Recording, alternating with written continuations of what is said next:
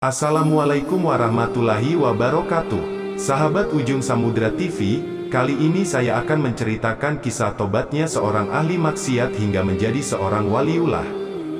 Dalam kitab Tazkiratul Aulia, Syekh Fariduddin Al-Attar menceritakan kisah tobatnya Imam Bishr Al-Hafi, seorang sufi besar, guru dari Imam Ahmad bin Hanbal, pendiri mazhab Hanbali.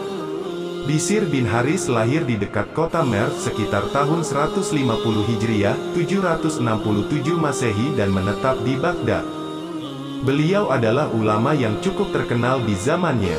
Masyhur dikisahkan bahwa Imam Bishr tidak pernah memakai alas kaki kemanapun bepergian.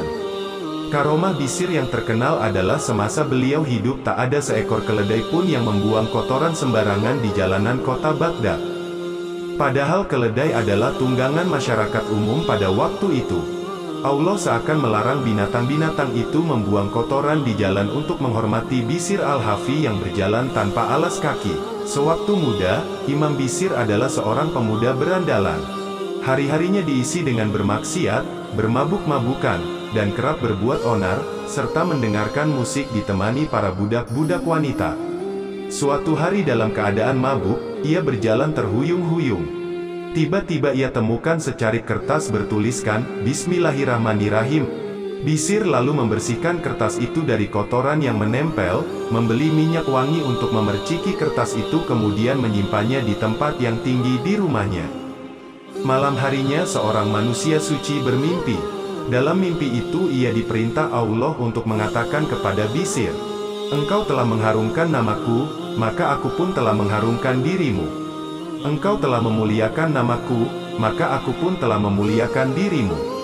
Engkau telah mensucikan namaku, maka aku pun telah mensucikan dirimu. Demi kebesaranku, niscaya kuharumkan namamu, baik di dunia maupun di akhirat nanti." Bishr adalah seorang pemuda berandal. Si manusia suci itu berpikir, "Mungkin aku telah bermimpi salah."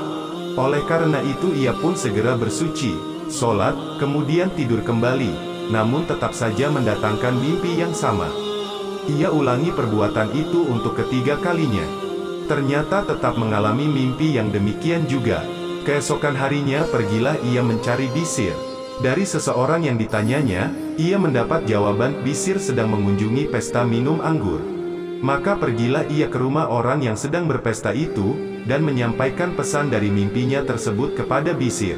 Kemudian Bishr berkata kepada teman-teman minumnya, "Sahabat-sahabat, aku dipanggil, oleh karena itu aku harus meninggalkan tempat ini. Selamat tinggal, kalian tidak akan pernah melihat diriku lagi dalam keadaan yang seperti ini." Fariduddin Attar selanjutnya meriwayatkan bahwa sejak saat itu tingkah laku Bishr berubah sedemikian salehnya. Sedemikian asyiknya ia menghadap Allah, bahkan mulai saat itu ia tak pernah lagi memakai alas kaki. Inilah sebabnya mengapa Bishr juga dijuluki si manusia berkaki telanjang atau Al-Hafi. Konon Imam Ahmad bin Hanbal sering mengunjungi Bishr Al-Hafi, entah untuk urusan apa. Dan sang imam pun sangat mempercayai perkataan Bishr Al-Hafi. Hal itu kemudian menyebabkan rasa kurang senang pada hati murid-muridnya.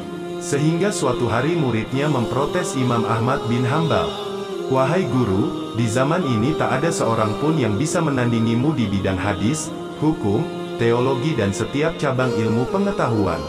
Lalu mengapa setiap saat engkau menemani dan bergaul bersama seorang berandal, Bishr Al-Hafi?" "Pantaskah hal itu?" protes muridnya.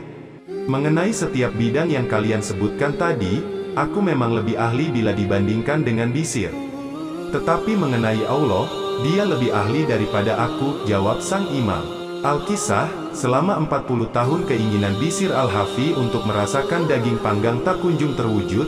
Hal itu disebabkan karena dia tidak memiliki uang. Pernah juga beliau menginginkan memakan kacang buncis. Keinginan itu pun juga tak kunjung terwujud. Padahal, kalaupun beliau berkehendak, sebagai salah seorang waliullah yang dekat kepada Allah, beliau bisa saja meminta segala sesuatu dan pasti dikabulkan. Akan tetapi beliau tidak mau melakukannya.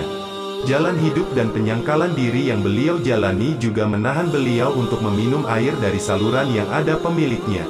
Rasa peduli atau empatinya kepada orang-orang miskin pun sangat besar. Konon di suatu musim yang begitu dingin, di mana semua orang mengenakan pakaian tebal untuk menghangatkan tubuh mereka.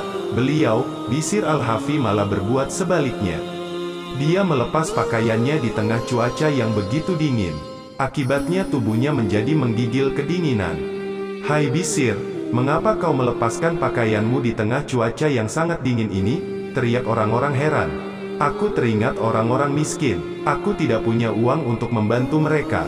Oleh karena itu, aku ingin turut merasakan penderitaan mereka." Suatu malam, ketika Bishr al-Hafi sedang terbaring menanti ajalnya pada tahun 277 Hijriah, 841 Masehi, tiba-tiba datang seseorang dan mengeluhkan nasibnya kepadanya. Kemudian Bishr pun menyerahkan seluruh pakaian yang dia kenakan kepada orang tadi. Dia pun lantas memakai pakaian lain yang dia pinjam dari salah seorang sahabatnya. Dengan menggunakan pakaian pinjaman itulah sang waliullah tersebut menghadap Tuhannya. Di tempat yang lain, seorang laki-laki melihat keledai yang dibawanya membuang kotoran di jalan. Padahal selama Bishr al-Hafi hidup, tidak ada seekor keledai pun yang membuang kotoran di jalan karena menghormati Bishr yang berjalan dengan tanpa menggunakan alas kaki. Melihat kenyataan aneh seperti itu, spontan si laki-laki tersebut langsung berteriak, "Bishr telah tiada." Lalu orang-orang pun menanyakan sesuatu padanya, "Bagaimana kau tahu bahwa Bishr al-Hafi telah meninggal dunia?" "Karena selama Bishr al-Hafi hidup, aku tidak pernah menyaksikan ada seekor keledai pun yang membuang kotoran di jalan. Dan tadi aku melihat kenyataan yang sebaliknya. Keledaiku membuang kotorannya di jalan. Dari itu pun aku tahu bahwa Bishr al-Hafi telah wafat," jawab laki-laki tadi. Berawal dari memuliakan kalimat Bismillahirrohmanirrohim, hingga akhirnya Allah mengangkatnya sebagai salah satu walinya atau kekasihnya. Semoga kisah ini dapat memberi kita pelajaran dan hikmahnya. Demikianlah kisah Bishr kami ceritakan kali ini.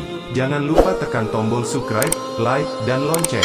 Dan jangan lupa bagikan video ini, agar orang lain pun dapat mendengar kisah yang sangat bermanfaat ini dan menjadi amal jariah bagi kita semua. Wassalamualaikum warahmatullahi wabarakatuh.